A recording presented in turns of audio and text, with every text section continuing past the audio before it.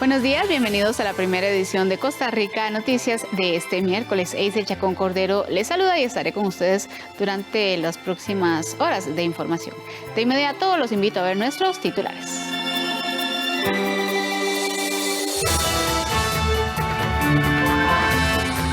Desde el pasado lunes, los bancos podrán cobrar como máximo 2,5% de comisión por el uso de datáfonos.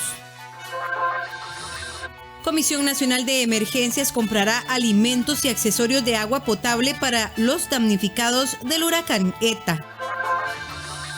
En los deportes, UNAFUT hizo este martes más cambios al calendario. La entidad ha debido soportar decenas de ajustes con la única intención de terminar el torneo en medio de esta pandemia. 7 personas murieron y 11 resultaron heridas a causa de un deslizamiento de tierra en Colombia. En el detalle de las informaciones, un grupo de juristas auspiciadas por la Fundación Áreas para la Paz afirma tener evidencia de violaciones sexuales por parte del Ejército de Nicaragua e instituciones del régimen en contra de civiles que se oponen al gobierno de Daniel Ortega. Un grupo de expertos juristas internacionales auspiciados por la Fundación Áreas para la Paz, con sede en Costa Rica, determinó que las instituciones y el ejército de Nicaragua han utilizado la violencia sexual como crimen de lesa humanidad en contra de los adversarios del régimen Ortega Murillo.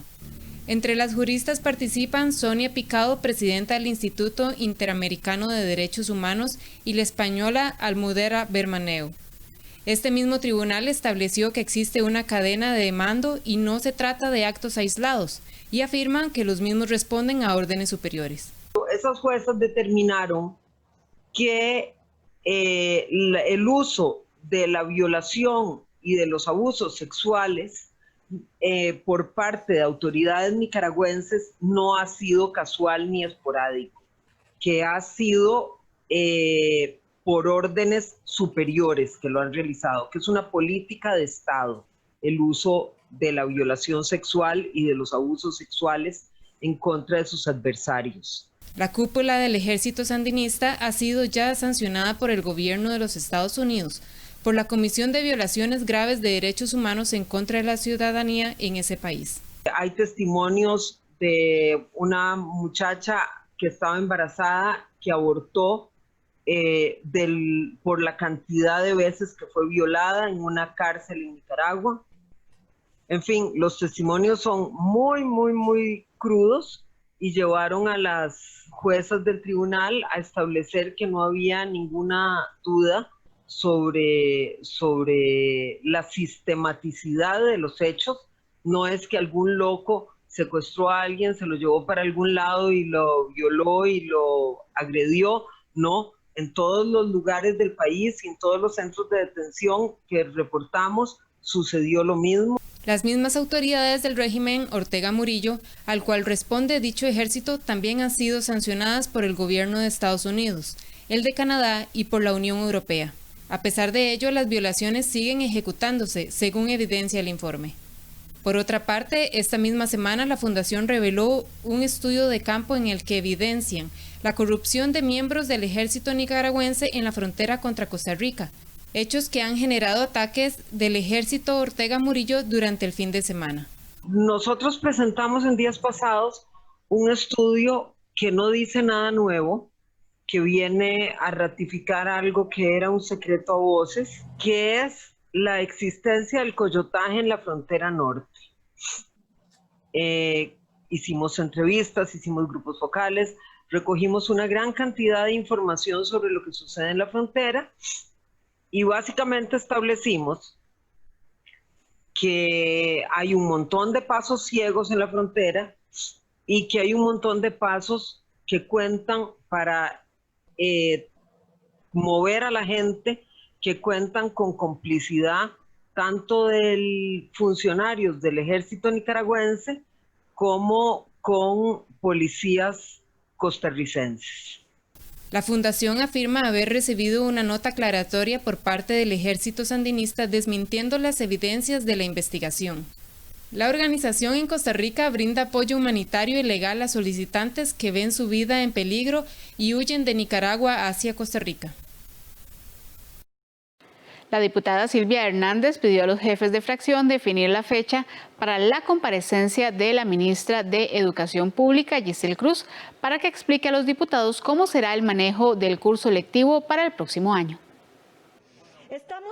Esta tarde en el plenario legislativo, la diputada de Liberación Nacional Silvia Hernández insistió en la necesidad de que la ministra de Educación Pública, Giselle Cruz, rinda cuentas sobre el manejo del curso lectivo durante la pandemia en este 2020 y cómo se realizará para el 2021. Hernández pidió a los jefes de fracción definir la fecha para la comparecencia de la jerarca. Según la legisladora, la situación de la pandemia se le salió de control al Ministerio de Educación Pública y eso generó un retroceso en el área académica y social de muchos estudiantes. Estamos hablando también de algunos retrocesos en otras áreas, como el tema psicosocial, en habilidades o destrezas blandas que se aprenden muchísimo más allá del tema de la familia y son parte de la convivencia en las escuelas. Estamos hablando de detectar una serie de problemáticas país que se hacen a través de los centros de educación, como es, por ejemplo, la alimentación, esa revisión anual que se logra a través del proceso educativo. Precisamente la semana anterior, el presidente del Congreso, Eduardo Cruikshank, dijo a Costa Rica Noticias que esta comparecencia quedará para el próximo mes de diciembre. Posiblemente lo vamos a hacer para evacuar esa comparecencia en el periodo extraordinario de sesiones, porque no queríamos desaprovechar los últimos días de sesiones ordinarias en una comparecencia de la señora ministra, y siendo que el Ejecutivo va a tener 8 meses de sesiones extraordinarias, sí nos parece más razonable que esa comparecencia se lleve a cabo en ese periodo. Se espera que la comparecencia se realice antes del 18 de diciembre, día en que los diputados saldrán a vacaciones. Los comercios percibirán un ahorro importante al utilizar los datáfonos. Desde el pasado lunes, los bancos podrán cobrar como máximo 2.5% de comisión por el uso de los datáfonos y hasta 1.5% en las estaciones de servicio, peajes y servicio de transporte público. Según el diputado proponente de la ley, Welmer Ramos, en el pasado los bancos cobraron hasta un 12% de comisión a los comercios por utilizar estos aparatos. Además, se establece un cobro máximo de 20.000 colones mensuales por el costo del datáfono de la tecnología que se requiere para operar el dispositivo, que se aplicará únicamente a los que están instalados en los comercios. Adicionalmente, el reglamento del sistema de tarjetas de pago establece una serie de lineamientos para mejorar la experiencia del cliente en relación con la eficiencia y seguridad del sistema de pagos sin contacto. Para ello, los comercios afiliados, emisores y adquirientes deben preparar sus infraestructuras para que a partir del 1 de enero del próximo año el cliente pueda efectuar por sí mismo el pago sin entregar el dispositivo o tarjeta. A partir de hoy, las tarifas por el uso de tarjetas y el pago electrónico bajará al 2.5%. Tarifas que estuvieron en el pasado hasta en el 12% para los pequeños negocios. Esto viene a aliviar el costo de la vida de los costarricenses y a hacer una competencia más igual entre grandes negocios y pequeños. También el Banco Central está obligado a año con año a hacer estudios para seguir bajando los costos de transar. Esto sí que alivia el costo de la vida de los costarricenses y permite más justicia en este país. El Hospital San Juan de Dios reportó este inicio de semana una cantidad inusual y excesiva de usuarios en sus instalaciones. Las autoridades de la Caja Costarricense de Seguro Social recuerdan a la población que aún estamos en pandemia.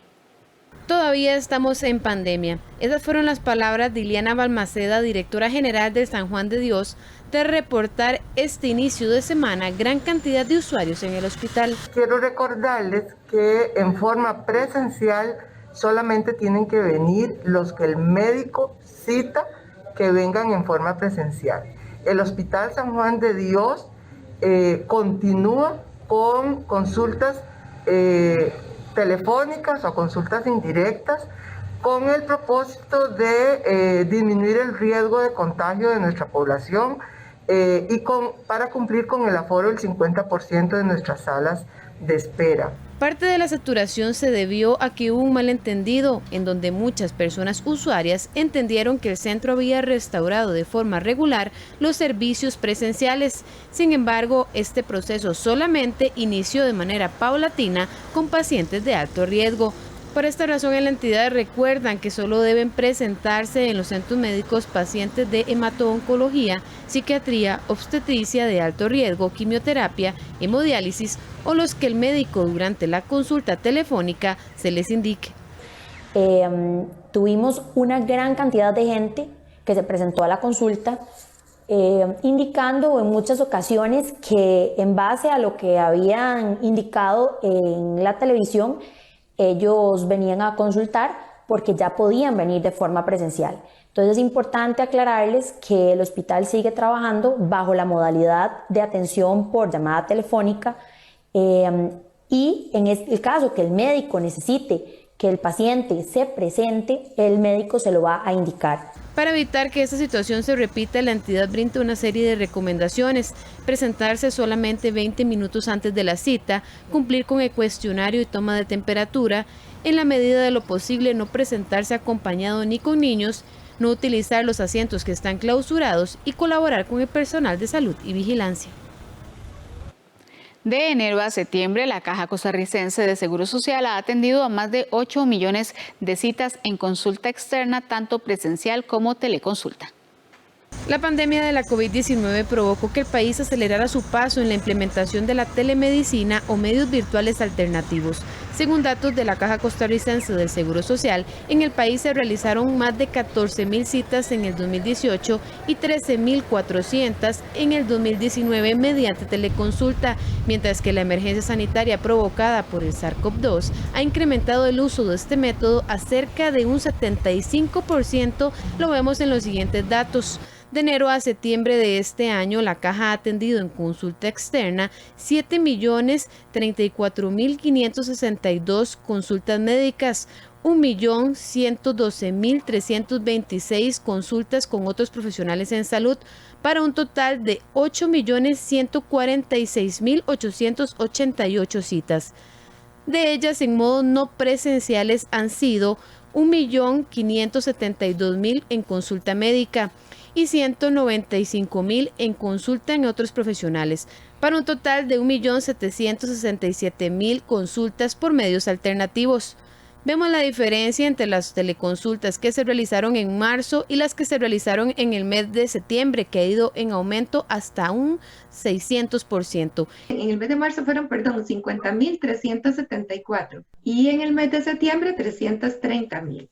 O sea que aumentamos en 6 veces las atenciones conforme han ido pasando los meses y pues de acuerdo al comportamiento también de la pandemia.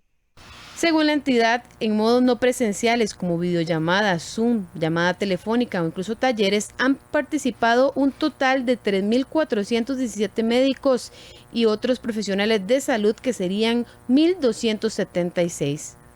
A manera de conclusión, las modalidades de atención no presenciales son en este momento el frente de atención de la institución en todas aquellas atenciones en las cuales es factible prescindir de una exploración física. La institución en este momento está dando la cara en términos del seguimiento, de la continuidad de la atención a través de la teleconsulta, a través de la orientación, de las teleterapias, y lógicamente ante este esfuerzo de la institución, pues consideramos importante el poder continuar la prestación del servicio a través de ellas. La pregunta que muchos se hacen es que si esta práctica se mantendrá en el tiempo tras finalizarse la pandemia. Estas modalidades se han catapultado ahora con la pandemia, pero estamos justamente haciendo el esfuerzo a nivel institucional para darles continuidad post pandemia. Justamente por los beneficios que ofrecen a la población, porque en el caso, por ejemplo, de poblaciones vulnerables, muchos controles es factible realizarlos a través de estas modalidades, evitándole al paciente el tener que desplazarse al servicio de salud evitándole costos de traslado, costos de desplazamiento, el hecho de dejar a su familia y pues lógicamente para la institución también representa un beneficio en esta misma medida. Bajo la perspectiva de potenciar el avance que ha experimentado esta modalidad de atención, la Federación Centroamericana y del Caribe de Laboratorios Farmacéuticos también considera que es valioso lograr una alianza entre sectores públicos y privados, así como la academia, que permita establecer, entre otros aspectos, un marco regulatorio y roles para una mayor transparencia en este tipo de consultas médicas. Entre los beneficios que podrá brindar la telemedicina podemos mencionar que la misma facilita todo el proceso de atención desde la gestión administrativa, diagnóstico, tratamiento y educación en salud. Facilita la asistencia en zonas remotas, reduce los tiempos de espera en el diagnóstico y tratamiento, brinda equidad en el acceso a los servicios de salud, permite el trabajo colaborativo entre equipos de profesionales clínicos, favorece la continuidad asistencial y mejora la eficiencia de los servicios de salud.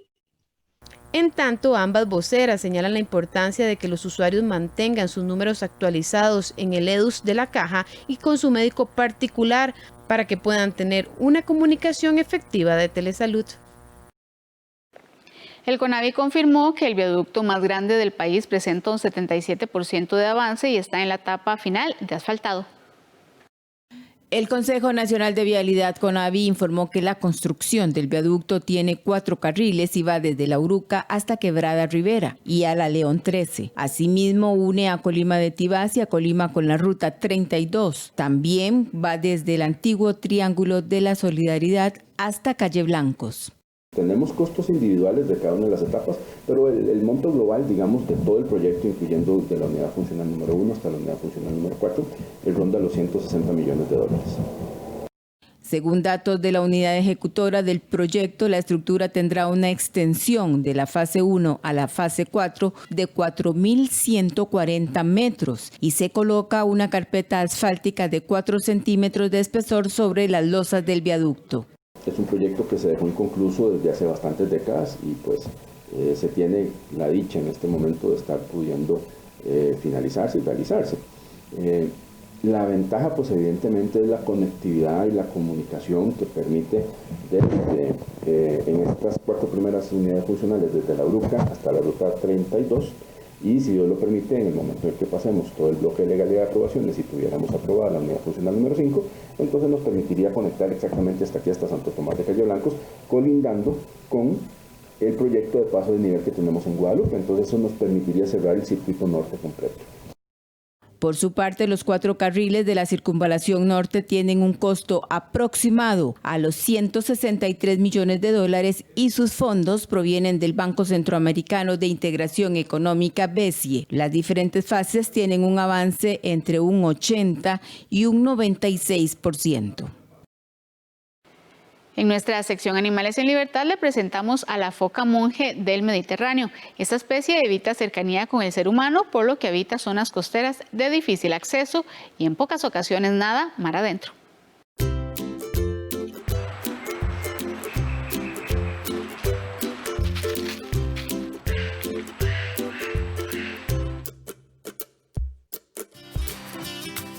La foca monje del Mediterráneo tiene el cuerpo robusto, la cabeza redonda y las extremidades cortas y provistas de unas uñas de reducido tamaño.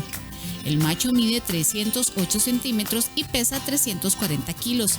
La hembra mide unos 290 centímetros y pesa 300 kilos. El pelaje es oscuro de color gris o marrón en las partes superiores y blanquecino en el vientre. La coloración suele variar en un mismo individuo dependiendo de la edad. En general, los recién nacidos y los machos dominantes suelen ser prácticamente negros, aunque algo manchados de blanco por debajo. Normalmente se encuentra en áreas costeras de difícil acceso y alejadas de la presencia humana. Únicamente se reproduce en las cuevas donde no puede ser molestado por el hombre. Las colonias de cría están dirigidas por un macho adulto de gran tamaño. La gestación dura 10 meses y solo pueden tener una especie por parto. La madre amamanta a la foca cerca de 3 meses y ella lo acompaña fuera de la gruta a los pocos días de vida. Esta especie puede descansar o alimentarse a cualquier hora del día, aunque prefiere las horas sin luz cuando sale a pescar. Apenas se aleja de la costa y solo nada mar adentro en contadas ocasiones.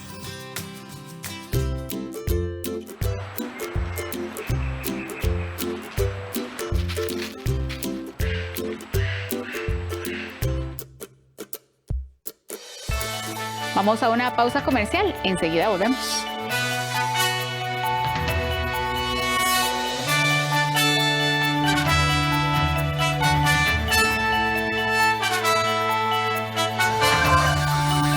Siete personas murieron y 11 resultaron heridas a causa de un deslizamiento de tierra en Colombia. Con BN Servicios se la ponemos fácil. Ahora podrá hacer sus depósitos a cuentas del Banco Nacional desde su BN Servicios más cercano. Banco Nacional. Juntos somos progreso. ¿Qué pasó? Ah, te ganaste el mayor. Nada, que la vida es bella, es bella. Maestro, la primera orden. Son 2 vestidos, el Seduzione y el Piacere. ¿Cómo extrañaba estas manos? Es que nadie toma medidas como yo. ¿Qué haces en este lugar? Yo pensé que solo volvías un par de semanas por el entierro de tu madre. Para el mejor del mundo, de su mejor fan. Continúa La Remendona, la serie donde se arreglan prendas, almas y vidas. No te la perdás, este sábado 28 de noviembre a las 6:30 de la tarde. Solo por 13, Costa Rica Televisión. Uy, ya puedo abrir un ahorro programado en BN Móvil. Ahora todo es más simple en la página del banco. Uy, yo puedo abrir una cuenta desde la app. Ya podés disfrutar la facilidad, variedad de opciones y seguridad de nuestros canales digitales que serán música para tus oídos. Con aplicaciones intuitivas, páginas muy útiles y mucho contenido. Es música para mis oídos. Utilizalas ya. Gracias por continuar con nosotros. Con los $500,000 que donó el Banco de Integración Económica, la Comisión Nacional de Emergencias comprará alimentos, accesorios de agua potable, entre otras cosas, para los damnificados del huracán ETA. Con el fin de afrontar la emergencia ocasionada por el huracán ETA, el Banco Centroamericano de Integración Económica, BCE, aprobó una donación para nuestro país por un monto de $500,000. Este aporte durante la crisis ha estado marcado por donaciones, cerca de $1,5 millones, tanto en dispositivos sanitarios como también en ese apoyo a la investigación por parte del Clodomiro. El presidente ejecutivo del BCE externó su satisfacción al responder en corto tiempo a las necesidades del país. Estamos, como ustedes saben, generando a solicitud de los presidentes de Centroamérica un programa de reconstrucción regional resiliente, del cual Costa Rica es un país emblemático por el tema de la lucha contra el cambio climático, y esperamos que este socio, como lo es Costa Rica con su agenda de descarbonización, nos ayude a toda Centroamérica a realmente pues, poder hacer uso de estos fondos muy blandos del Fondo Verde del Clima. Sin más, mis pesares por las pérdidas que se puedan haber dado por estos eventos tropicales frecuentes que nos están acechando a Centroamérica. Por su parte, la directora ejecutiva de la Comisión Nacional de Emergencias manifestó que emplearán el dinero para la compra de alimentos, accesorios para el agua potable, la compra de colchones y más. Hay unas estimaciones que más de 300,000 personas fueron afectadas en nuestro país de forma directa o indirecta. Los daños son múltiples en muchos cantones de nuestro país. Entonces, realmente el agradecimiento profundo, nuevamente lo externamos.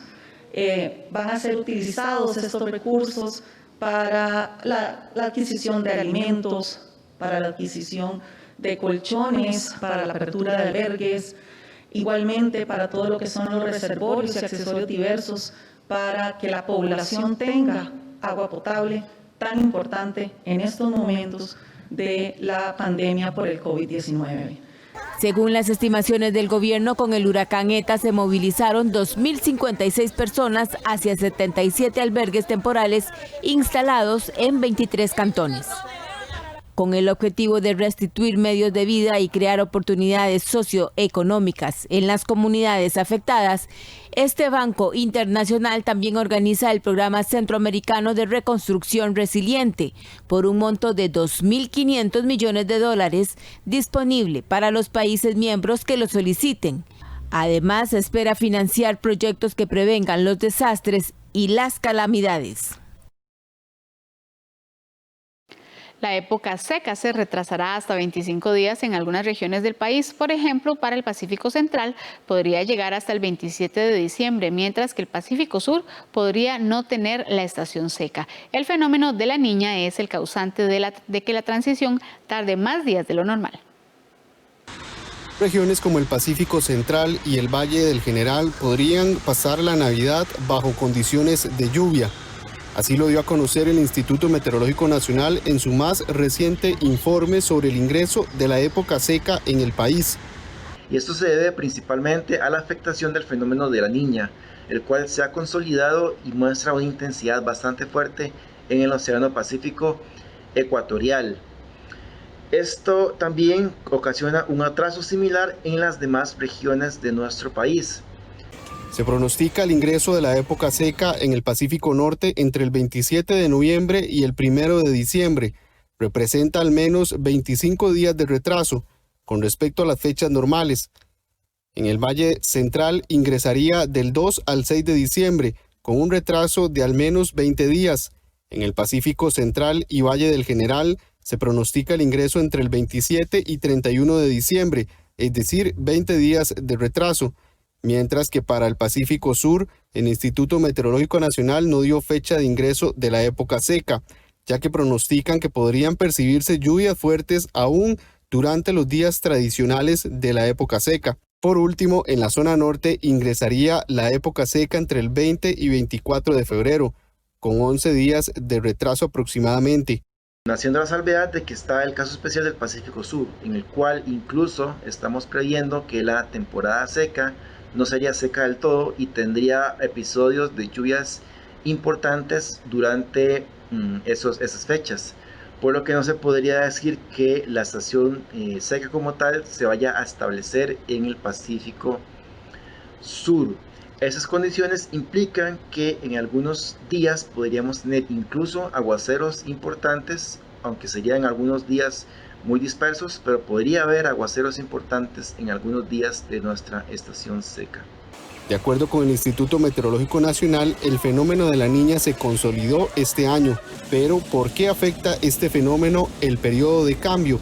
Esto provoca que la zona de convergencia intertropical, que es una zona asociada a precipitaciones importantes, cerca del Istmo Centroamericano, se tienda a mantener en posiciones más cercanas al Istmo, ¿verdad? Y esto entonces provoca que haya bastante producción de sistemas, ¿verdad? Que van a prolongar eventualmente la duración de la época lluviosa. El Valle Central y el Pacífico Norte ya se encuentran en periodo de transición. Este martes ingresó el tercer frente frío de la época.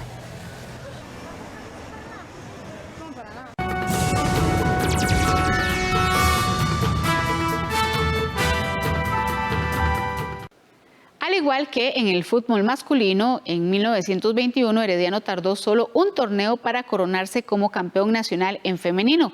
El proyecto Florense, el cual inició en enero de este 2020, tuvo la continuidad de lo que hacía Moravia y dio frutos rápidamente. Cuando se anunció a finales del año 2019 que Herediano tendría su equipo en el fútbol femenino, despertó el interés, pero también la polémica. El club florense tomó el espacio que dejó Moravia, pero se llevó al técnico Bernal Castillo, dándole continuidad a lo que venía haciendo el conjunto moraviano y también a gran parte de las jugadoras de ese equipo, que acumuló 3 campeonatos en su historia.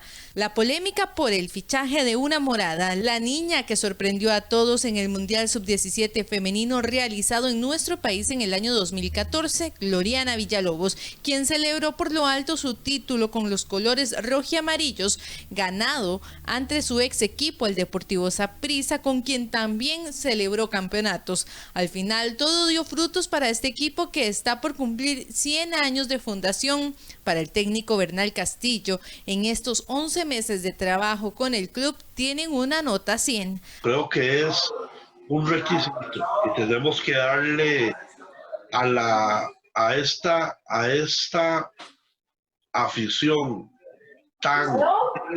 tenemos que luchar nosotros para darles ese campeonato durante el centenario.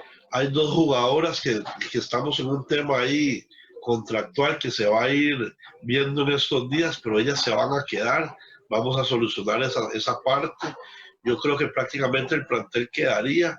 Las heredianas fueron las mejores sin discusión, aunque no empezaron el torneo siendo del todo protagonistas. De a poco trabajaron para conseguir el liderato y ser las vencedoras de la fase regular, y este lunes sellaron su título al coronarse campeonas de la cuadrangular A. En sus primeros meses el club logró colocar a Michelle Montero y María José Morales en el fútbol de Ecuador, pero por la pandemia no debutaron y les abrieron las puertas nuevamente en el equipo. Ambas fueron importantes en la obtención de este título, pero ahora con la exposición del fútbol femenino a nivel nacional se espera que el próximo año el torneo sea aún más competitivo, por lo que desde ya Castillo trabaja para conseguir el bicampeonato en el año del centenario. Siendo claro que la franquicia es 100% pura el Herediano, lo que pasamos fueron jugadoras que pasaron de Moravia a conformar ese Herediano conmigo.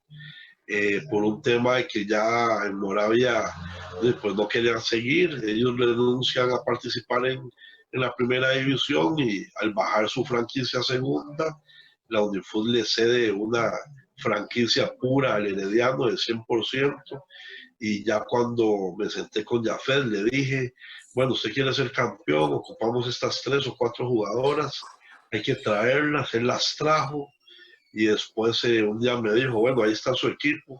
Y yo le dije, bueno, vamos a ir paso a paso. Con la obtención del título de Herediano ya son 9 los equipos que se han coronado campeones de la primera división femenil desde el año 2001, siendo Saprissa el más ganador con 4 títulos desde su llegada en el año 2012.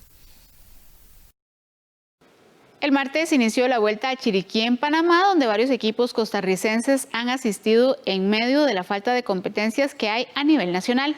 Incluso la Selección Nacional de Ruta está compitiendo y obtuvo el liderato sub-23 tras la primera etapa.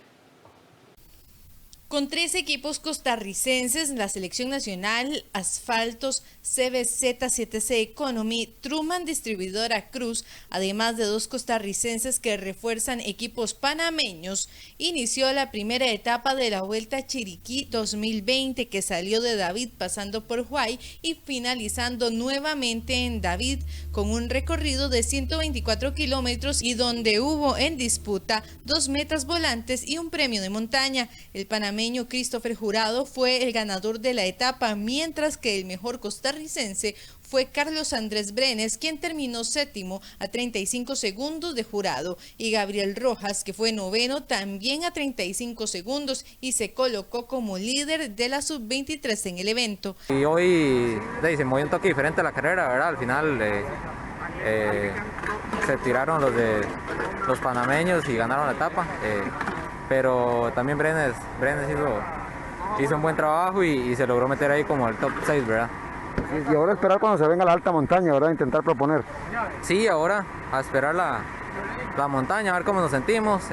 Lastimosamente perdimos a Daniel Bonilla, ¿verdad? Que ni siquiera logró venir por el tema de que le dio COVID. Esta es la segunda competencia de la Selección Nacional de Ruta que participó en el Centroamericano el pasado fin de semana en ese mismo lugar, donde en masculino no hubo medallas en la ruta, pero el mismo Rojas ganó oro en la contrarreloj individual sub-23, y aunque se mostró que en la región a nivel masculino Costa Rica ahorita es el 3º por detrás de Panamá y Guatemala, la intención de Yurandir Leandro es pulir a los jóvenes de cara al ciclo olímpico 2020 2021-2024, por lo que esta experiencia es de gran importancia para ellos. Para este miércoles se disputará la segunda etapa con un recorrido de 130 kilómetros entre David, Las Vueltas, Huálaca, Caldera, Potrerillos y Cordillera, con 3 premios de montaña.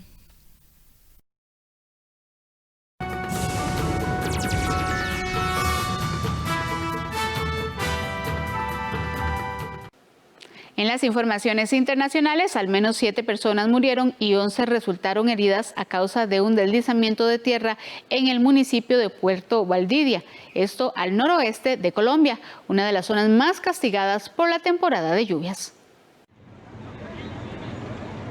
Un deslizamiento de tierra causó la muerte de 7 personas y dejó al menos una decena de heridos en el noroeste de Colombia. El alud cayó la madrugada del lunes sobre una discoteca en el área rural de Puerto Valdivia, en el departamento de Antioquia. Nosotros teníamos el negocio aquí y lo íbamos a inaugurar ayer. Y como a las 12, 1 de la mañana, se vino ese volcán ahí y nada, y que hubieron muchos muertos y todo eso, y heridos. Los organismos de rescate buscan a varias personas que se encontraban en la discoteca que fue arrasada por la avalancha. El derrumbe obligó a cerrar la vía que conecta Medellín, la segunda ciudad más grande de Colombia, con la costa del Caribe. Con la temporada de lluvias que comenzó aproximadamente en septiembre, ya veníamos con un terreno saturado, ya veníamos con un terreno con una cantidad de agua, lo cual genera unos procesos de inestabilidad en las zonas. Este periodo de lluvias en el país ha cobrado la vida de más de 30 personas, sumados a 39 heridos y 8 desaparecidos, según el recuento de la Unidad Nacional de Gestión de Riesgo y Desastres. Las catastróficas lluvias están relacionadas con la Niña, un fenómeno natural que enfría inusualmente las aguas del Pacífico y fortalece los vientos alisios. La vacuna rusa contra la COVID-19 desarrollada por el Centro de Investigación Gamaleya de Moscú tiene una eficacia del 95%.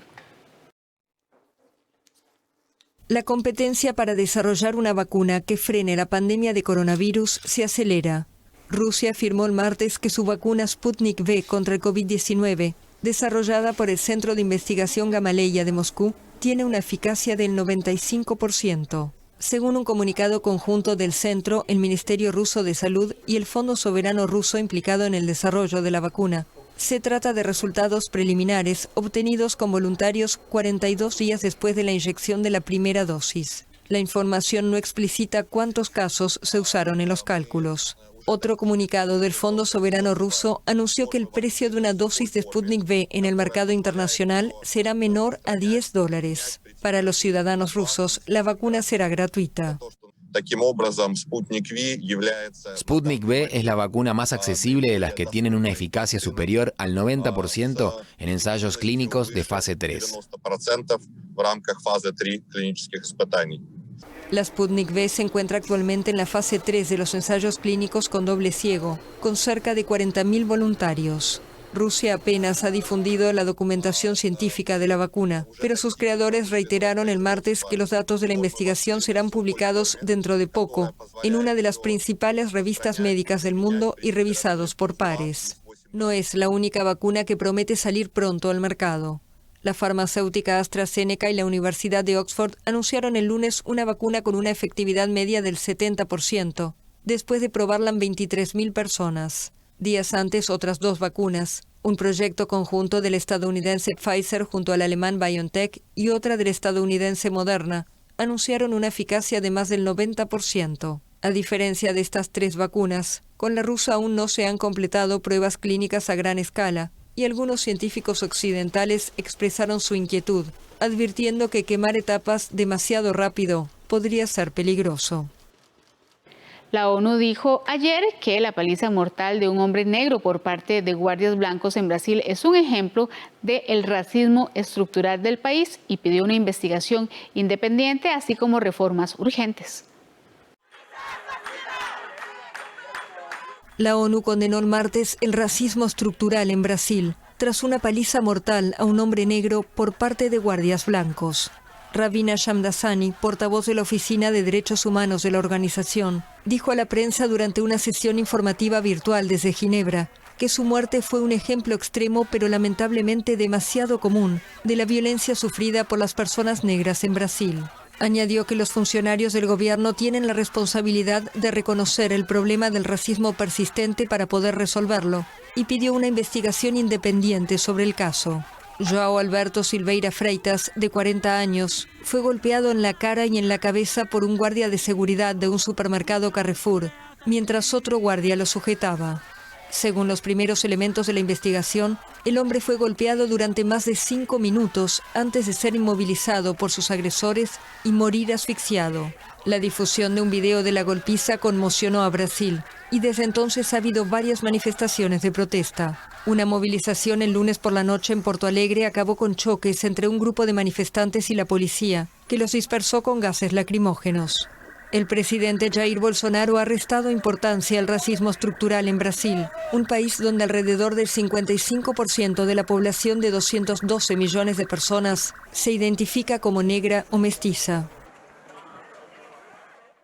La policía francesa se enfrentó a acusaciones de uso excesivo de fuerza después de que utilizaran gases lacrimógenos y granadas aturdidoras para dispersar un campamento informal de inmigrantes en el pleno centro de París.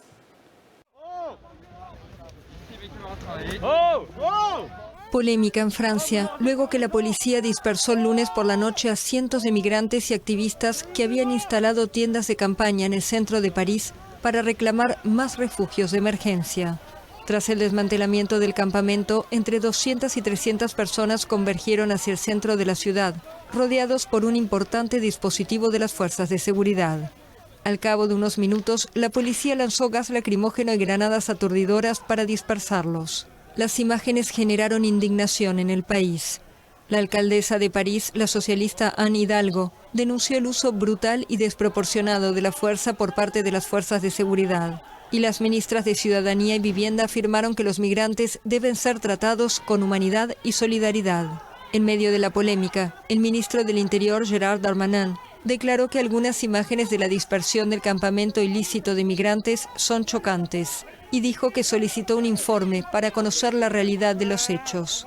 El gobierno francés ya enfrenta una lluvia de críticas sobre una nueva legislación en materia de seguridad, actualmente a debate en el Parlamento, que penalizaría la difusión malintencionada de imágenes de operaciones policiales. En la noche del martes, decenas de manifestantes volvieron a reunirse en la Plaza de la República de París, reiterando el reclamo de más refugios para los migrantes. En los últimos 5 años, el programa de acogida de migrantes de Francia duplicó sus plazas, llegando a 110.000. Pero el número de refugiados ha aumentado mucho más rápido y no son suficientes.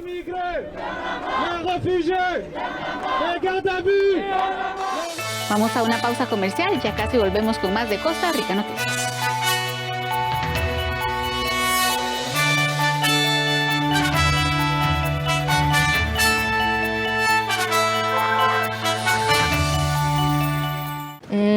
No pasas. Sí paso. No pasas. Número 9. No pasó. Hay 1000 razones para querer un BN rapidito. Sea cual sea la suya, solicítelo hoy. Banco Nacional. Juntos somos progreso. Le invitamos a compartir con nosotros el especial del aniversario número 15 de la Declaratoria de la Tradición del Boyeo como Patrimonio Cultural Inmaterial de la Humanidad y el estreno del documental Costa Rica por la Senda del Boyero, con la participación de Manuel Obregón, exministro de Cultura y musicalizador del documental, Rogelio Barrantes, productor, y la periodista Ángela Ulibarri, este miércoles 25 de noviembre a las 6 de la tarde, por 13, Costa Rica Televisión.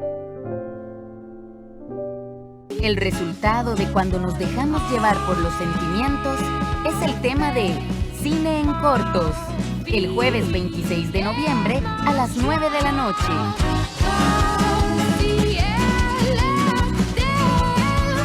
Aquí en 13, Costa Rica Televisión.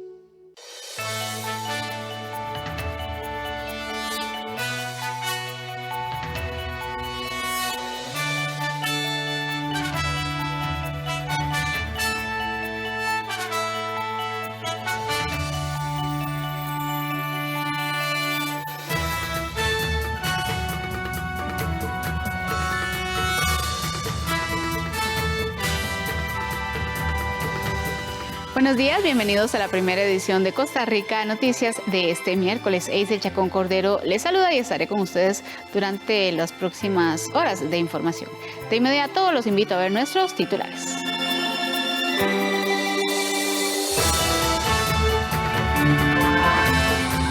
Desde el pasado lunes, los bancos podrán cobrar como máximo 2,5% de comisión por el uso de datáfonos.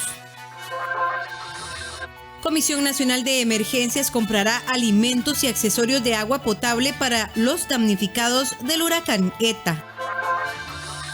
En los deportes, UNAFUT hizo este martes más cambios al calendario. La entidad ha debido soportar decenas de ajustes con la única intención de terminar el torneo en medio de esta pandemia. 7 personas murieron y 11 resultaron heridas a causa de un deslizamiento de tierra en Colombia. En el detalle de las informaciones, un grupo de juristas auspiciadas por la Fundación Áreas para la Paz afirma tener evidencia de violaciones sexuales por parte del Ejército de Nicaragua e instituciones del régimen en contra de civiles que se oponen al gobierno de Daniel Ortega. Un grupo de expertos juristas internacionales auspiciados por la Fundación Áreas para la Paz, con sede en Costa Rica, determinó que las instituciones y el ejército de Nicaragua han utilizado la violencia sexual como crimen de lesa humanidad en contra de los adversarios del régimen Ortega Murillo. Entre las juristas participan Sonia Picado, presidenta del Instituto Interamericano de Derechos Humanos, y la española Almudena Bermaneo. Este mismo tribunal estableció que existe una cadena de mando y no se trata de actos aislados, y afirman que los mismos responden a órdenes superiores. Esas juezas determinaron que el uso de la violación y de los abusos sexuales por parte de autoridades nicaragüenses no ha sido casual ni esporádico, que ha sido por órdenes superiores que lo han realizado, que es una política de Estado, el uso de la violación sexual y de los abusos sexuales en contra de sus adversarios. La cúpula del ejército sandinista ha sido ya sancionada por el gobierno de los Estados Unidos por la comisión de violaciones graves de derechos humanos en contra de la ciudadanía en ese país. Hay testimonios de una muchacha que estaba embarazada, que abortó por la cantidad de veces que fue violada en una cárcel en Nicaragua. En fin, los testimonios son muy crudos y llevaron a las juezas del tribunal a establecer que no había ninguna duda sobre la sistematicidad de los hechos. No es que algún loco secuestró a alguien, se lo llevó para algún lado y lo violó y lo agredió, no. En todos los lugares del país y en todos los centros de detención que reportamos sucedió lo mismo. Las mismas autoridades del régimen Ortega Murillo, al cual responde dicho ejército, también han sido sancionadas por el gobierno de Estados Unidos, el de Canadá y por la Unión Europea. A pesar de ello, las violaciones siguen ejecutándose, según evidencia el informe. Por otra parte, esta misma semana la Fundación reveló un estudio de campo en el que evidencian la corrupción de miembros del ejército nicaragüense en la frontera contra Costa Rica, hechos que han generado ataques del ejército Ortega Murillo durante el fin de semana. Nosotros presentamos en días pasados un estudio que no dice nada nuevo, que viene a ratificar algo que era un secreto a voces, que es la existencia del coyotaje en la frontera norte. Hicimos entrevistas, hicimos grupos focales, recogimos una gran cantidad de información sobre lo que sucede en la frontera y básicamente establecimos que hay un montón de pasos ciegos en la frontera y que hay un montón de pasos que cuentan para mover a la gente, que cuentan con complicidad tanto de funcionarios del ejército nicaragüense como con policías costarricenses. La Fundación afirma haber recibido una nota aclaratoria por parte del ejército sandinista desmintiendo las evidencias de la investigación. La organización en Costa Rica brinda apoyo humanitario y legal a solicitantes que ven su vida en peligro y huyen de Nicaragua hacia Costa Rica. La diputada Silvia Hernández pidió a los jefes de fracción definir la fecha para la comparecencia de la ministra de Educación Pública, Giselle Cruz, para que explique a los diputados cómo será el manejo del curso lectivo para el próximo año. Esta tarde en el plenario legislativo, la diputada de Liberación Nacional Silvia Hernández insistió en la necesidad de que la ministra de Educación Pública, Giselle Cruz, rinda cuentas sobre el manejo del curso lectivo durante la pandemia en este 2020 y cómo se realizará para el 2021. Hernández pidió a los jefes de fracción definir la fecha para la comparecencia de la jerarca. Según la legisladora, la situación de la pandemia se le salió de control al Ministerio de Educación Pública y eso generó un retroceso en el área académica y social de muchos estudiantes. Estamos hablando también de algunos retrocesos en otras áreas, como el tema psicosocial, en habilidades o destrezas blandas que se aprenden muchísimo más allá del tema de la familia y son parte de la convivencia en las escuelas. Estamos hablando de detectar una serie de problemáticas país que se hacen a través de los centros de educación, como es, por ejemplo, la alimentación, esa revisión anual que se logra a través del proceso educativo. Precisamente la semana anterior, el presidente del Congreso, Eduardo Cruikshank, dijo a Costa Rica Noticias que esta comparecencia quedará para el próximo mes de diciembre. Posiblemente lo vamos a hacer para evacuar esa comparecencia en el periodo extraordinario de sesiones, porque no queríamos desaprovechar los últimos días de sesiones ordinarias en una comparecencia de la señora ministra, y siendo que el Ejecutivo va a tener 8 meses de sesiones extraordinarias, sí nos parece más razonable que esa comparecencia se lleve a cabo en ese periodo. Se espera que la comparecencia se realice antes del 18 de diciembre, día en que los diputados saldrán a vacaciones.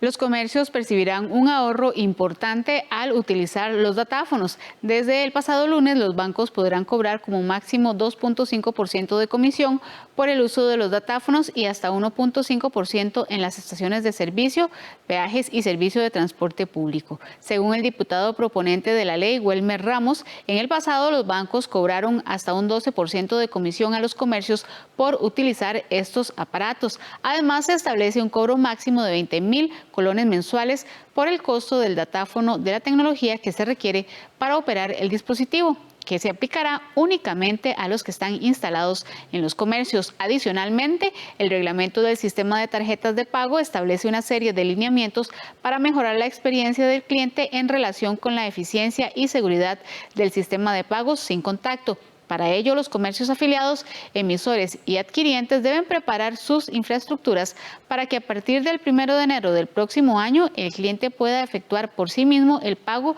sin entregar el dispositivo o tarjeta.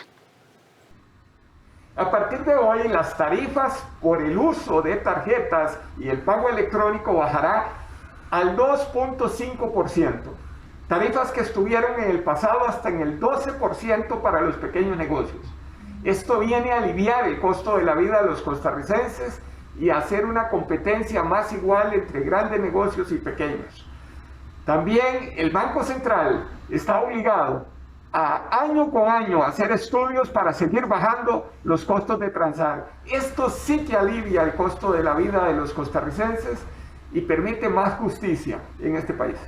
El Hospital San Juan de Dios reportó este inicio de semana una cantidad inusual y excesiva de usuarios en sus instalaciones. Las autoridades de la Caja Costarricense de Seguro Social recuerdan a la población que aún estamos en pandemia.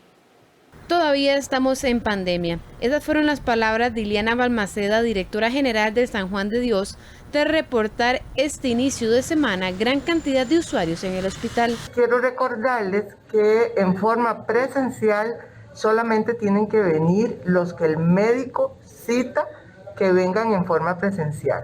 El Hospital San Juan de Dios continúa con consultas telefónicas o consultas indirectas con el propósito de disminuir el riesgo de contagio de nuestra población para cumplir con el aforo del 50% de nuestras salas de espera. Parte de la saturación se debió a que hubo un malentendido en donde muchas personas usuarias entendieron que el centro había restaurado de forma regular los servicios presenciales. Sin embargo, este proceso solamente inició de manera paulatina con pacientes de alto riesgo. Por esta razón, en la entidad recuerdan que solo deben presentarse en los centros médicos pacientes de hemato-oncología, psiquiatría, obstetricia de alto riesgo, quimioterapia, hemodiálisis o los que el médico durante la consulta telefónica se les indique. Tuvimos una gran cantidad de gente que se presentó a la consulta indicando en muchas ocasiones que en base a lo que habían indicado en la televisión, ellos venían a consultar porque ya podían venir de forma presencial. Entonces es importante aclararles que el hospital sigue trabajando bajo la modalidad de atención por llamada telefónica y en el caso que el médico necesite que el paciente se presente, el médico se lo va a indicar. Para evitar que esta situación se repita, la entidad brinda una serie de recomendaciones: presentarse solamente 20 minutos antes de la cita, cumplir con el cuestionario y toma de temperatura, en la medida de lo posible no presentarse acompañado ni con niños, no utilizar los asientos que están clausurados y colaborar con el personal de salud y vigilancia. De enero a septiembre, la Caja Costarricense de Seguro Social ha atendido a más de 8 millones de citas en consulta externa, tanto presencial como teleconsulta. La pandemia de la COVID-19 provocó que el país acelerara su paso en la implementación de la telemedicina o medios virtuales alternativos. Según datos de la Caja Costarricense del Seguro Social, en el país se realizaron más de 14.000 citas en el 2018 y 13.400 en el 2019 mediante teleconsulta, mientras que la emergencia sanitaria provocada por el SARS-CoV-2 ha incrementado el uso de este método a cerca de un 75%, lo vemos en los siguientes datos. De enero a septiembre de este año, la Caja ha atendido en consulta externa 7.034.562 consultas médicas, 1.112.326 consultas con otros profesionales en salud, para un total de 8.146.888 citas. De ellas, en modo no presenciales han sido 1.572.000 en consulta médica y 195.000 en consulta en otros profesionales, para un total de 1.767.000 consultas por medios alternativos. Vemos la diferencia entre las teleconsultas que se realizaron en marzo y las que se realizaron en el mes de septiembre, que ha ido en aumento hasta un 600%. En el mes de marzo fueron, 50.374 y en el mes de septiembre 330.000. O sea que aumentamos en 6 veces las atenciones conforme han ido pasando los meses y pues de acuerdo al comportamiento también de la pandemia. Según la entidad, en modos no presenciales como videollamadas, Zoom, llamada telefónica o incluso talleres, han participado un total de 3.417 médicos y otros profesionales de salud, que serían 1.276. A manera de conclusión, las modalidades de atención no presenciales son en este momento el frente de atención de la institución en todas aquellas atenciones en las cuales es factible prescindir de una exploración física. La institución en este momento está dando la cara en términos del seguimiento, de la continuidad de la atención a través de la teleconsulta, a través de la orientación, de las teleterapias, y lógicamente ante este esfuerzo de la institución, pues consideramos importante el poder continuar la prestación del servicio a través de ellas. La pregunta que muchos se hacen es que si esta práctica se mantendrá en el tiempo tras finalizarse la pandemia. Estas modalidades se han catapultado ahora con la pandemia, pero estamos justamente haciendo el esfuerzo a nivel institucional para darles continuidad post pandemia. Justamente por los beneficios que ofrecen a la población, porque en el caso, por ejemplo, de poblaciones vulnerables, muchos controles es factible realizarlos a través de estas modalidades, evitándole al paciente el tener que desplazarse al servicio de salud evitándole costos de traslado, costos de desplazamiento, el hecho de dejar a su familia y pues lógicamente para la institución también representa un beneficio en esta misma medida. Bajo la perspectiva de potenciar el avance que ha experimentado esta modalidad de atención, la Federación Centroamericana y del Caribe de Laboratorios Farmacéuticos también considera que es valioso lograr una alianza entre sectores públicos y privados, así como la academia, que permita establecer, entre otros aspectos, un marco regulatorio y roles para una mayor transparencia en este tipo de consultas médicas. Entre los beneficios que podrá brindar la telemedicina podemos mencionar que la misma facilita todo el proceso de atención desde la gestión administrativa, diagnóstico, tratamiento y educación en salud. Facilita la asistencia en zonas remotas, reduce los tiempos de espera en el diagnóstico y tratamiento, brinda equidad en el acceso a los servicios de salud, permite el trabajo colaborativo entre equipos de profesionales clínicos, favorece la continuidad asistencial y mejora la eficiencia de los servicios de salud. En tanto, ambas voceras señalan la importancia de que los usuarios mantengan sus números actualizados en el EDUS de la caja y con su médico particular para que puedan tener una comunicación efectiva de telesalud. El CONAVI confirmó que el viaducto más grande del país presenta un 77% de avance y está en la etapa final de asfaltado. El Consejo Nacional de Vialidad CONAVI informó que la construcción del viaducto tiene 4 carriles y va desde La Uruca hasta Quebrada Rivera y a la León 13. Asimismo, une a Colima de Tibás y a Colima con la ruta 32. También va desde el antiguo Triángulo de la Solidaridad hasta Calle Blancos. Tenemos costos individuales de cada una de las etapas, pero el monto global, digamos, de todo el proyecto, incluyendo de la unidad funcional número 1 hasta la unidad funcional número 4, ronda los $160 millones. Según datos de la unidad ejecutora del proyecto, la estructura tendrá una extensión de la fase 1 a la fase 4 de 4.140 metros y se coloca una carpeta asfáltica de 4 centímetros de espesor sobre las losas del viaducto. Es un proyecto que se dejó inconcluso desde hace bastantes décadas y pues se tiene la dicha en este momento de estar pudiendo finalizarse y realizarse. La ventaja pues evidentemente es la conectividad y la comunicación que permite en estas 4 primeras unidades funcionales desde La Uruca hasta la ruta 32 y si Dios lo permite en el momento en el que pasemos todo el bloque de legalidad de aprobaciones y tuviéramos aprobada la unidad funcional número 5, entonces nos permitiría conectar exactamente hasta aquí, hasta Santo Tomás de Calle Blancos, colindando con el proyecto de paso de nivel que tenemos en Guadalupe. Entonces eso nos permitiría cerrar el circuito norte completo. Por su parte, los 4 carriles de la Circunvalación Norte tienen un costo aproximado a los $163 millones y sus fondos provienen del Banco Centroamericano de Integración Económica BESIE. Las diferentes fases tienen un avance entre un 80 y un 96%. En nuestra sección Animales en Libertad le presentamos a la foca monje del Mediterráneo. Esta especie evita cercanía con el ser humano, por lo que habita zonas costeras de difícil acceso y en pocas ocasiones nada mar adentro.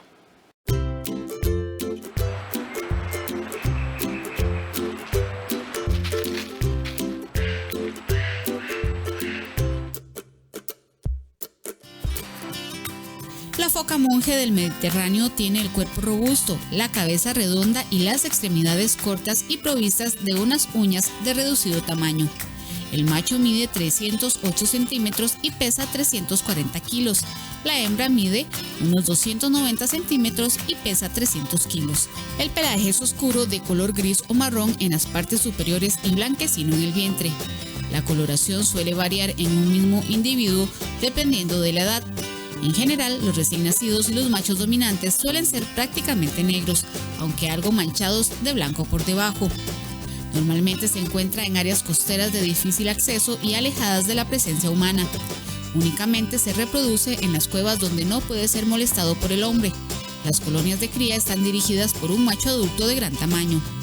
La gestación dura 10 meses y solo pueden tener una especie por parto. La madre amamanta a la foca cerca de 3 meses y ella lo acompaña fuera de la gruta a los pocos días de vida. Esta especie puede descansar o alimentarse a cualquier hora del día, aunque prefiere las horas sin luz cuando sale a pescar. Apenas se aleja de la costa y solo nada mar adentro en contadas ocasiones.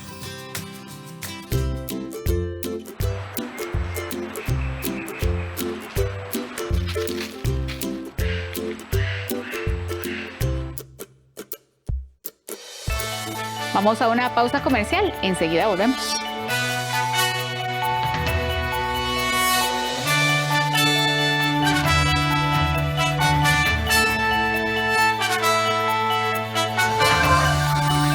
Siete personas murieron y 11 resultaron heridas a causa de un deslizamiento de tierra en Colombia.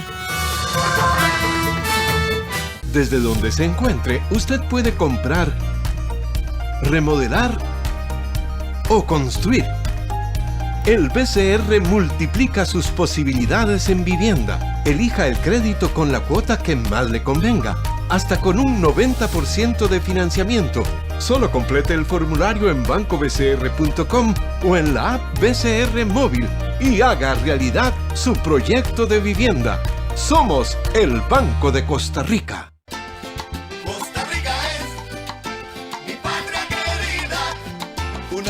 Es un placer invitarle para que nos acompañe este miércoles a las 8 de la mañana aquí en Café Nacional.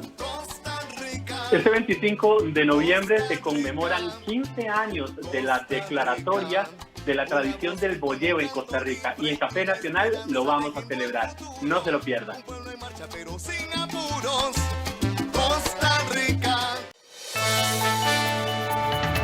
Gracias por continuar con nosotros. Con los $500,000 que donó el Banco de Integración Económica, la Comisión Nacional de Emergencias comprará alimentos, accesorios de agua potable, entre otras cosas, para los damnificados del huracán ETA. Con el fin de afrontar la emergencia ocasionada por el huracán ETA, el Banco Centroamericano de Integración Económica, BCE, aprobó una donación para nuestro país por un monto de $500,000. Este aporte durante la crisis ha estado marcado por donaciones cerca de $1,5 millones, tanto en dispositivos sanitarios como también en ese apoyo a la investigación por parte del Clodomiro. El presidente ejecutivo del BCE externó su satisfacción al responder en corto tiempo a las necesidades del país. Estamos, como ustedes saben, generando a solicitud de los presidentes de Centroamérica un programa de reconstrucción regional resiliente, del cual Costa Rica es un país emblemático por el tema de la lucha contra el cambio climático, y esperamos que este socio, como lo es Costa Rica con su agenda de descarbonización, nos ayude a toda Centroamérica a realmente poder hacer uso de estos fondos muy blandos del Fondo Verde del Clima. Sin más, mis pesares por las pérdidas que se pueden haber dado por estos eventos tropicales frecuentes que nos están acechando a Centroamérica. Por su parte, la directora ejecutiva de la Comisión Nacional de Emergencias manifestó que emplearán el dinero para la compra de alimentos, accesorios para el agua potable, la compra de colchones y más. Hay unas estimaciones que más de 300,000 personas fueron afectadas en nuestro país de forma directa o indirecta. Los daños son múltiples en muchos cantones de nuestro país. Entonces, realmente el agradecimiento profundo, nuevamente lo externamos.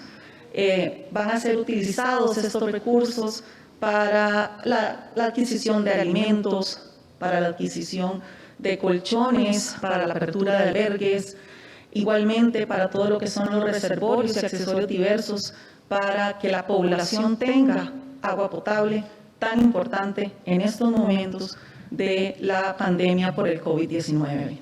Según las estimaciones del gobierno, con el huracán ETA se movilizaron 2.056 personas hacia 77 albergues temporales instalados en 23 cantones. Con el objetivo de restituir medios de vida y crear oportunidades socioeconómicas en las comunidades afectadas, este Banco Internacional también organiza el Programa Centroamericano de Reconstrucción Resiliente por un monto de $2.500 millones disponible para los países miembros que lo soliciten. Además, espera financiar proyectos que prevengan los desastres y las calamidades. La época seca se retrasará hasta 25 días en algunas regiones del país. Por ejemplo, para el Pacífico Central podría llegar hasta el 27 de diciembre, mientras que el Pacífico Sur podría no tener la estación seca. El fenómeno de la Niña es el causante de que la transición tarde más días de lo normal. Regiones como el Pacífico Central y el Valle del General podrían pasar la Navidad bajo condiciones de lluvia. Así lo dio a conocer el Instituto Meteorológico Nacional en su más reciente informe sobre el ingreso de la época seca en el país. Y esto se debe principalmente a la afectación del fenómeno de la Niña, el cual se ha consolidado y muestra una intensidad bastante fuerte en el Océano Pacífico ecuatorial. Esto también ocasiona un atraso similar en las demás regiones de nuestro país. Se pronostica el ingreso de la época seca en el Pacífico Norte entre el 27 de noviembre y el 1 de diciembre. Representa al menos 25 días de retraso con respecto a las fechas normales. En el Valle Central ingresaría del 2 al 6 de diciembre, con un retraso de al menos 20 días. En el Pacífico Central y Valle del General se pronostica el ingreso entre el 27 y 31 de diciembre, es decir, 20 días de retraso. Mientras que para el Pacífico Sur, el Instituto Meteorológico Nacional no dio fecha de ingreso de la época seca, ya que pronostican que podrían percibirse lluvias fuertes aún durante los días tradicionales de la época seca. Por último, en la zona norte ingresaría la época seca entre el 20 y 24 de febrero, con 11 días de retraso aproximadamente. Haciendo la salvedad de que está el caso especial del Pacífico Sur, en el cual incluso estamos previendo que la temporada seca no sería seca del todo y tendría episodios de lluvias importantes durante esas fechas, por lo que no se podría decir que la estación seca como tal se vaya a establecer en el Pacífico Sur. Esas condiciones implican que en algunos días podríamos tener incluso aguaceros importantes, aunque serían algunos días muy dispersos, pero podría haber aguaceros importantes en algunos días de nuestra estación seca. De acuerdo con el Instituto Meteorológico Nacional, el fenómeno de la Niña se consolidó este año. Pero, ¿por qué afecta este fenómeno el periodo de cambio? Esto provoca que la zona de convergencia intertropical, que es una zona asociada a precipitaciones importantes, cerca del Istmo Centroamericano, se tienda a mantener en posiciones más cercanas al istmo, ¿verdad? Y esto entonces provoca que haya bastante producción de sistemas, ¿verdad? Que van a prolongar eventualmente la duración de la época lluviosa. El Valle Central y el Pacífico Norte ya se encuentran en periodo de transición. Este martes ingresó el tercer frente frío de la época.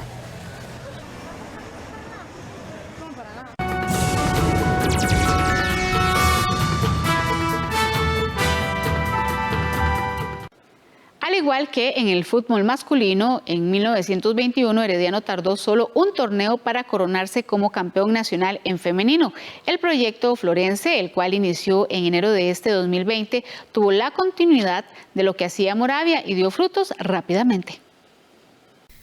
Cuando se anunció a finales del año 2019 que Herediano tendría su equipo en el fútbol femenino, despertó el interés, pero también la polémica. El club florense tomó el espacio que dejó Moravia, pero se llevó al técnico Bernal Castillo, dándole continuidad a lo que venía haciendo el conjunto moraviano y también a gran parte de las jugadoras de ese equipo, que acumuló 3 campeonatos en su historia. La polémica por el fichaje de una morada, la niña que sorprendió a todos en el Mundial Sub-17 femenino realizado en nuestro país en el año 2014, Gloriana Villalobos, quien celebró por lo alto su título con los colores rojiamarillos, ganado ante su ex equipo, el Deportivo Saprissa, con quien también celebró campeonatos. Al final, todo dio frutos para este equipo que está por cumplir 100 años de fundación. Para el técnico Bernal Castillo, en estos 11 meses de trabajo con el club, tienen una nota 100. Creo que es un requisito y tenemos que darle a a esta afición tan... Tenemos que luchar nosotros para darles ese campeonato durante el centenario. Hay 2 jugadoras que estamos en un tema ahí contractual que se va a ir viendo en estos días, pero ellas se van a quedar. Vamos a solucionar esa parte. Yo creo que prácticamente el plantel quedaría. Las heredianas fueron las mejores sin discusión, aunque no empezaron el torneo siendo del todo protagonistas. De a poco trabajaron para conseguir el liderato y ser las vencedoras de la fase regular, y este lunes sellaron su título al coronarse campeonas de la cuadrangular A. En sus primeros meses el club logró colocar a Michelle Montero y María José Morales en el fútbol de Ecuador, pero por la pandemia no debutaron y les abrieron las puertas nuevamente en el equipo. Ambas fueron importantes en la obtención de este título, pero ahora con la exposición del fútbol femenino a nivel nacional se espera que el próximo año el torneo sea aún más competitivo, por lo que desde ya Castillo trabaja para conseguir el bicampeonato en el año del centenario. Siendo claro que la franquicia es 100% pura el Herediano, lo que pasamos fueron jugadoras que pasaron de Moravia a conformar ese Herediano conmigo, por un tema de que ya en Moravia pues no querían seguir. Ellos renuncian a participar en la primera división y al bajar su franquicia a segunda, la Unifood le cede una franquicia pura al Herediano de 100%, y ya cuando me senté con Jafet le dije, bueno, usted quiere ser campeón, ocupamos estas 3 o 4 jugadoras, hay que traerlas. Él las trajo. Y después un día me dijo, bueno, ahí está su equipo. Y yo le dije, bueno, vamos a ir paso a paso. Con la obtención del título de Herediano ya son 9 los equipos que se han coronado campeones de la primera división femenil desde el año 2001, siendo Saprissa el más ganador con 4 títulos desde su llegada en el año 2012. El martes inició la Vuelta a Chiriquí en Panamá, donde varios equipos costarricenses han asistido en medio de la falta de competencias que hay a nivel nacional. Incluso la Selección Nacional de Ruta está compitiendo y obtuvo el liderato sub-23 tras la primera etapa. Con 3 equipos costarricenses, la Selección Nacional, Asfaltos, CBZ7C Economy, Truman Distribuidora Cruz, además de 2 costarricenses que refuerzan equipos panameños, inició la primera etapa de la Vuelta a Chiriquí 2020, que salió de David pasando por Huay y finalizando nuevamente en David con un recorrido de 124 kilómetros y donde hubo en disputa 2 metas volantes y un premio de montaña. El panameño Christopher Jurado fue el ganador de la etapa, mientras que el mejor costarricense fue Carlos Andrés Brenes, quien terminó 7º a 35 segundos de Jurado, y Gabriel Rojas, que fue 9º, también a 35 segundos y se colocó como líder de la sub-23 en el evento. Y hoy se movió un toque diferente a la carrera, ¿verdad? Al final se tiraron los panameños y ganaron la etapa. Pero también Brenes hizo un buen trabajo y se logró meter ahí como el top 6, ¿verdad? Y ahora esperar cuando se venga la alta montaña, ¿verdad? Intentar proponer. Sí, ahora a esperar la montaña, a ver cómo nos sentimos. Lastimosamente perdimos a Daniel Bonilla, ¿verdad? Que ni siquiera logró venir por el tema de que le dio COVID. Esta es la segunda competencia de la Selección Nacional de Ruta, que participó en el Centroamericano el pasado fin de semana en ese mismo lugar, donde en masculino no hubo medallas en la ruta, pero el mismo Rojas ganó oro en la contrarreloj individual sub-23, y aunque se mostró que en la región a nivel masculino Costa Rica ahorita es el tercero por detrás de Panamá y Guatemala, la intención de Yurandir Leandro es pulir a los jóvenes de cara al ciclo olímpico 2021-2024, por lo que esta experiencia es de gran importancia para ellos. Para este miércoles se disputará la segunda etapa con un recorrido de 130 kilómetros entre David, Las Vueltas, Hualaca, Caldera, Portrerillos y Cordillera, con 3 premios de montaña.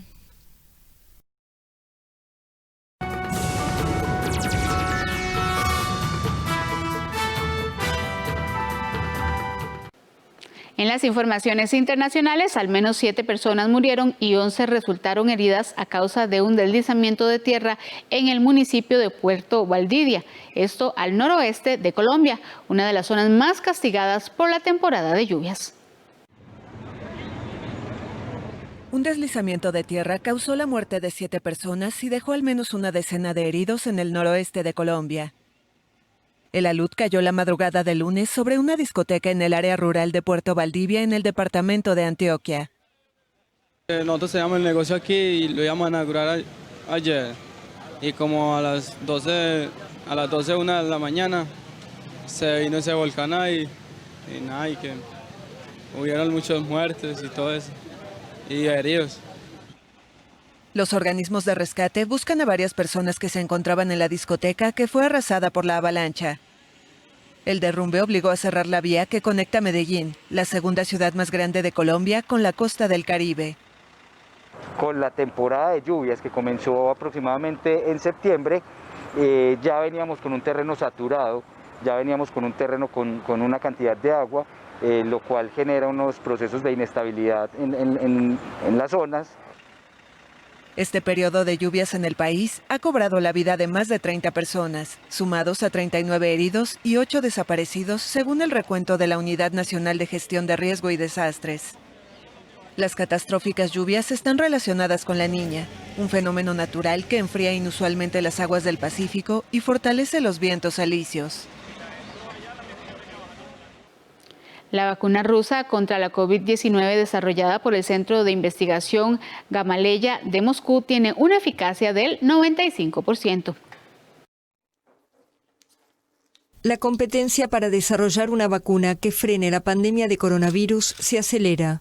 Rusia afirmó el martes que su vacuna Sputnik V contra el COVID-19, desarrollada por el Centro de Investigación Gamaleya de Moscú, tiene una eficacia del 95%. Según un comunicado conjunto del centro, el Ministerio Ruso de Salud y el Fondo Soberano Ruso implicado en el desarrollo de la vacuna. Se trata de resultados preliminares obtenidos con voluntarios 42 días después de la inyección de la primera dosis. La información no explicita cuántos casos se usaron en los cálculos. Otro comunicado del Fondo Soberano Ruso anunció que el precio de una dosis de Sputnik V en el mercado internacional será menor a $10. Para los ciudadanos rusos, la vacuna será gratuita. Sputnik V es la vacuna más accesible de las que tienen una eficacia superior al 90% en ensayos clínicos de fase 3. La Sputnik V se encuentra actualmente en la fase 3 de los ensayos clínicos con doble ciego, con cerca de 40.000 voluntarios. Rusia apenas ha difundido la documentación científica de la vacuna, pero sus creadores reiteraron el martes que los datos de la investigación serán publicados dentro de poco, en una de las principales revistas médicas del mundo y revisados por pares. No es la única vacuna que promete salir pronto al mercado. La farmacéutica AstraZeneca y la Universidad de Oxford anunciaron el lunes una vacuna con una efectividad media del 70%, después de probarla en 23.000 personas. Días antes, otras 2 vacunas, un proyecto conjunto del estadounidense Pfizer junto al alemán BioNTech y otra del estadounidense Moderna, anunciaron una eficacia de más del 90%. A diferencia de estas 3 vacunas, con la rusa aún no se han completado pruebas clínicas a gran escala, y algunos científicos occidentales expresaron su inquietud, advirtiendo que quemar etapas demasiado rápido podría ser peligroso. La ONU dijo ayer que la paliza mortal de un hombre negro por parte de guardias blancos en Brasil es un ejemplo del racismo estructural del país y pidió una investigación independiente, así como reformas urgentes. La ONU condenó el martes el racismo estructural en Brasil, tras una paliza mortal a un hombre negro por parte de guardias blancos. Ravina Shamdasani, portavoz de la Oficina de Derechos Humanos de la organización, dijo a la prensa durante una sesión informativa virtual desde Ginebra que su muerte fue un ejemplo extremo pero lamentablemente demasiado común de la violencia sufrida por las personas negras en Brasil. Añadió que los funcionarios del gobierno tienen la responsabilidad de reconocer el problema del racismo persistente para poder resolverlo y pidió una investigación independiente sobre el caso. João Alberto Silveira Freitas, de 40 años, fue golpeado en la cara y en la cabeza por un guardia de seguridad de un supermercado Carrefour, mientras otro guardia lo sujetaba. Según los primeros elementos de la investigación, el hombre fue golpeado durante más de 5 minutos antes de ser inmovilizado por sus agresores y morir asfixiado. La difusión de un video de la golpiza conmocionó a Brasil y desde entonces ha habido varias manifestaciones de protesta. Una movilización el lunes por la noche en Porto Alegre acabó con choques entre un grupo de manifestantes y la policía, que los dispersó con gases lacrimógenos.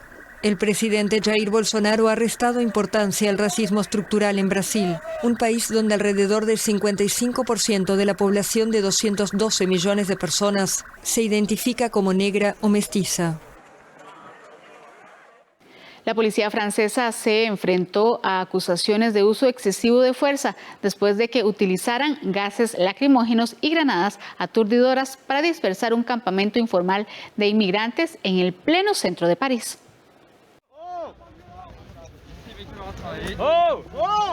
Polémica en Francia, luego que la policía dispersó el lunes por la noche a cientos de migrantes y activistas que habían instalado tiendas de campaña en el centro de París para reclamar más refugios de emergencia. Tras el desmantelamiento del campamento, entre 200 y 300 personas convergieron hacia el centro de la ciudad, rodeados por un importante dispositivo de las fuerzas de seguridad. Al cabo de unos minutos, la policía lanzó gas lacrimógeno y granadas aturdidoras para dispersarlos. Las imágenes generaron indignación en el país. La alcaldesa de París, la socialista Anne Hidalgo, denunció el uso brutal y desproporcionado de la fuerza por parte de las fuerzas de seguridad. Y las ministras de Ciudadanía y Vivienda afirmaron que los migrantes deben ser tratados con humanidad y solidaridad. En medio de la polémica, el ministro del Interior, Gérald Darmanin, declaró que algunas imágenes de la dispersión del campamento ilícito de migrantes son chocantes y dijo que solicitó un informe para conocer la realidad de los hechos. El gobierno francés ya enfrenta una lluvia de críticas sobre una nueva legislación en materia de seguridad, actualmente a debate en el Parlamento, que penalizaría la difusión malintencionada de imágenes de operaciones policiales. En la noche del martes, decenas de manifestantes volvieron a reunirse en la Plaza de la República de París, reiterando el reclamo de más refugios para los migrantes. En los últimos 5 años, el programa de acogida de migrantes de Francia duplicó sus plazas, llegando a 110.000. Pero el número de refugiados ha aumentado mucho más rápido y no son suficientes.